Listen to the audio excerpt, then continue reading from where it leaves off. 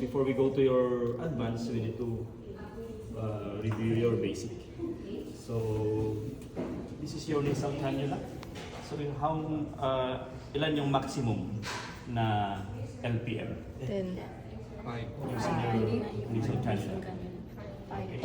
It's 6. Okay. It's 1 to 6 LPM. So your nasal cannula delivers 21 to 44% of oxygen. Your 1% will deliver 21. Okay. Every LPM that you add will just add 4% para makuha nyo yung 44%. Okay? So, this is your nasal cannula. Alam niya. Next is your face mask. Okay? Na-conscious ako.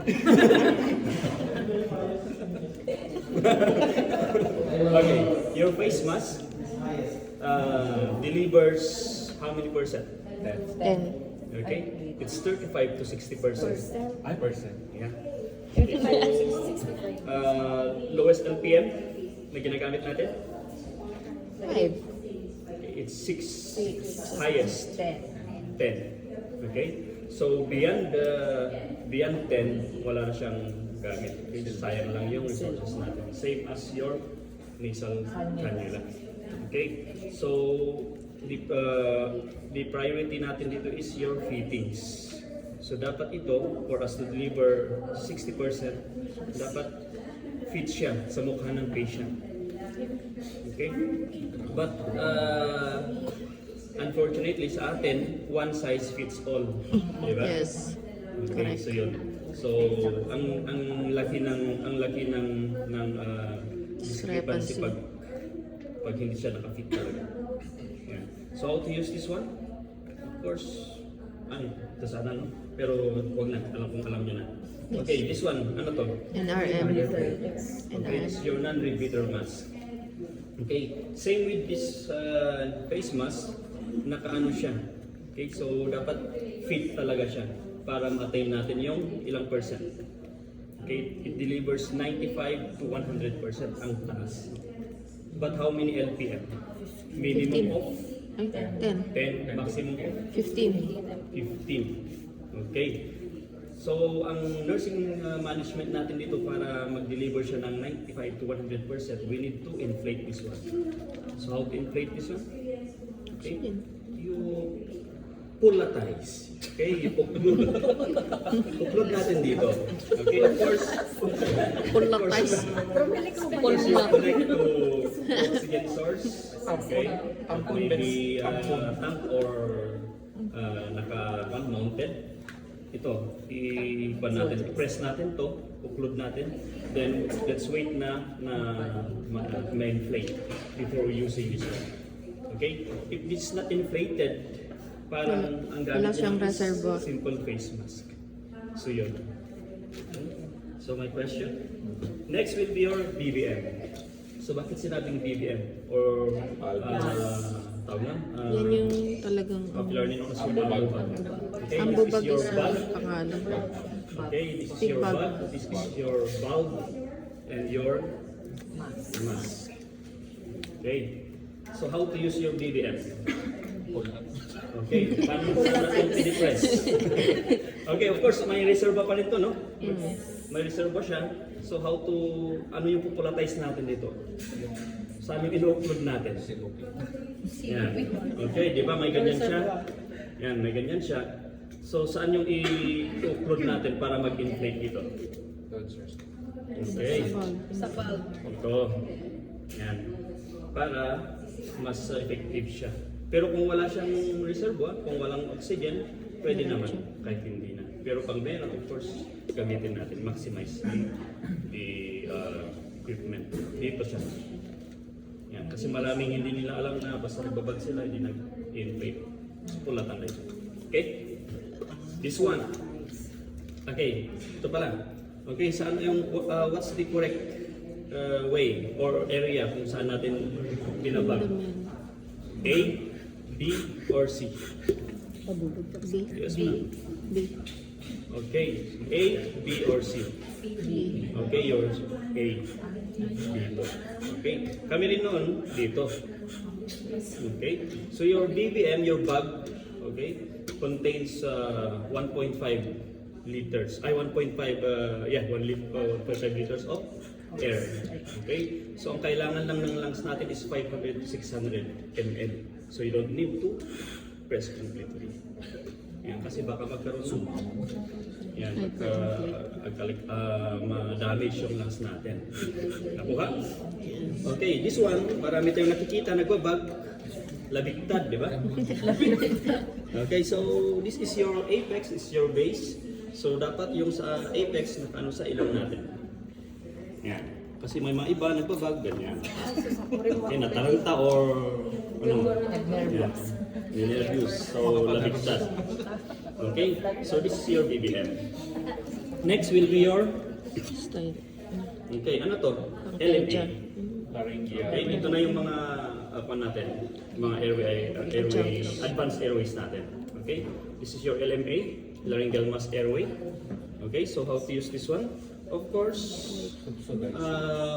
we need to put conduction jelly or your KY jelly. Saan natin ilalagay? Okay, dito sa side. Huwag dito. Okay, kasi baka siya yung mag-upload mismo sa airway natin. So dito sa sides, then especially dito. Okay, so this is weight base. Weight base siya. So this is 50 to 70 kilograms. Yeah. So usually ginagamit ito sa OR or sa ambulance operations. Kasi you don't need to use your stylet or guide wire. So diretso na. So how to insert this one? Yeah. Of course, maximum head tilt, then ipasok natin. Okay, yan. So your index, pwedeng ganyan. Pasok. Okay? Of course, naka-gloves tayo.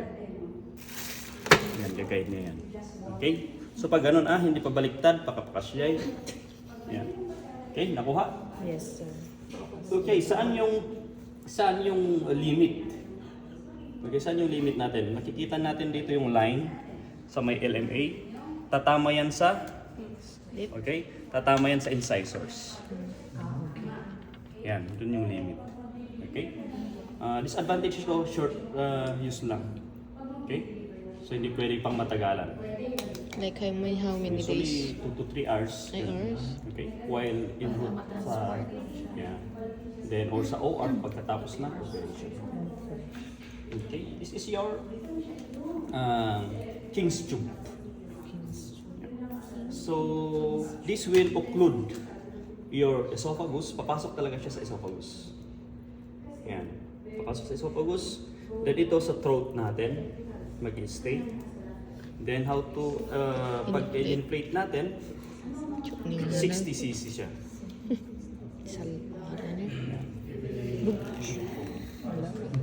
Busted na yung isa. No? Hindi. 50 lang namin.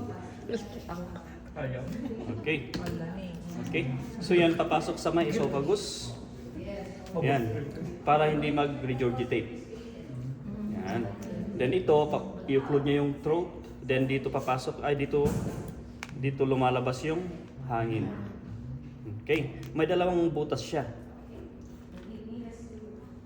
Okay. Yan. Para pag nag-suction tayo or nag-NGT tayo, dito yung NGT. Yan sa likod. Then pag suctioning yung sa secretions, dito of course. Yan, sa bronchial secretions. Okay. Yan.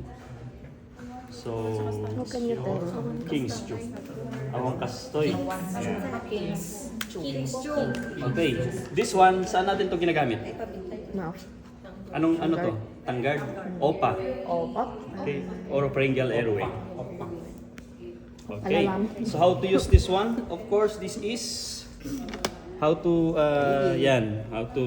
check for the proper size. Yung earlobe, then sa may nose, sa may lip. Yan, dito. Okay? Yan. Pero sa atin kasi ang karamihang meron is yellow and red. Or green sa inyo sa petya. Okay, how to insert? Yan, pabaliktad to Okay? Itatama natin sa may palate. Okay, then twist or rotate. Yan. So sa atin kasi ginagamit lang natin as pang tanggal. Okay, pag after intubation. Pero actually ito ginagamit for at facilitate ventilation pag sa pre-hospital or pwede sa hospital kung nahihirapan o ayaw magpa-intubate. Then you can ventilate. Okay? So yun ang proper. Minsan pa may plaster dyan, di ba? So dapat ginagamit itong mga to kung walang gag reflex yung patient. Kasi kung may gag reflex siya, irritated and magsusuka and ano siya, restless. Yan. This is your eye gel. Yan. Okay, so wala siyang basta itutusok mo lang siya. Okay, parang ito rin, LMA. Yan, of course, we need to lubricate this one. Huwag sa loob. Yan. Tawag nun, weight-based din siya. Pang pedya to. 10 to 25 kilograms. So how to insert? Same as your LMA. Ganun. Yung thumb mo, of course naka-gloves ka, hawakan niya yung tongue. Okay, of course naka-maximum head tilt yan, ipasok. So ganun. Then bag. Okay, next. Ano na? Okay, intubation. Okay. So your intubation, ito, no?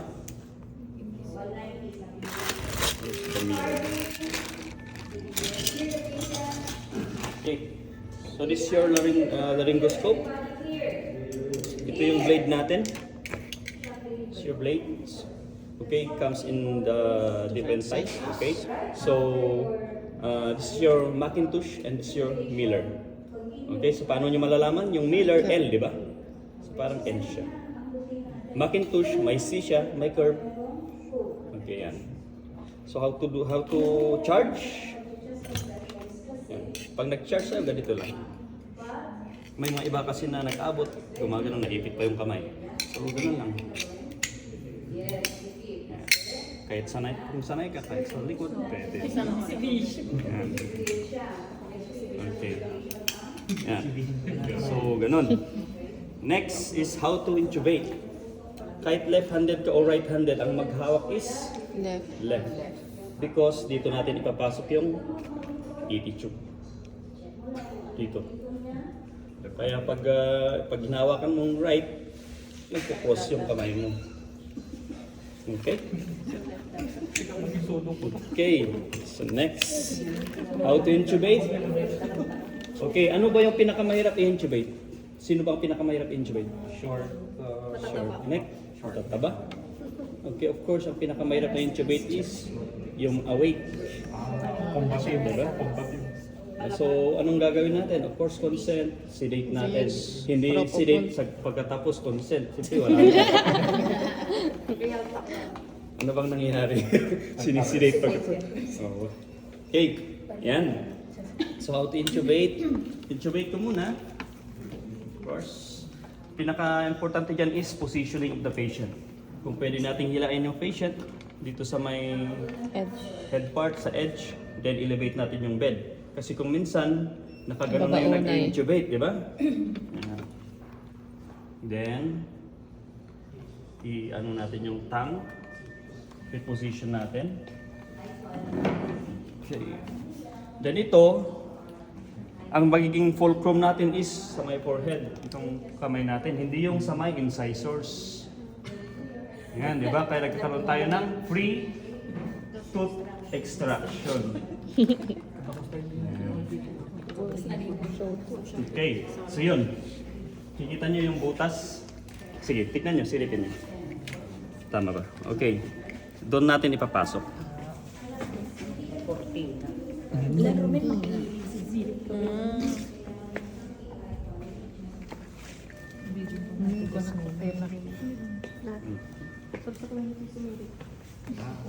Ay, kaya yung ka nag-emergency trauma niya. Yung butas.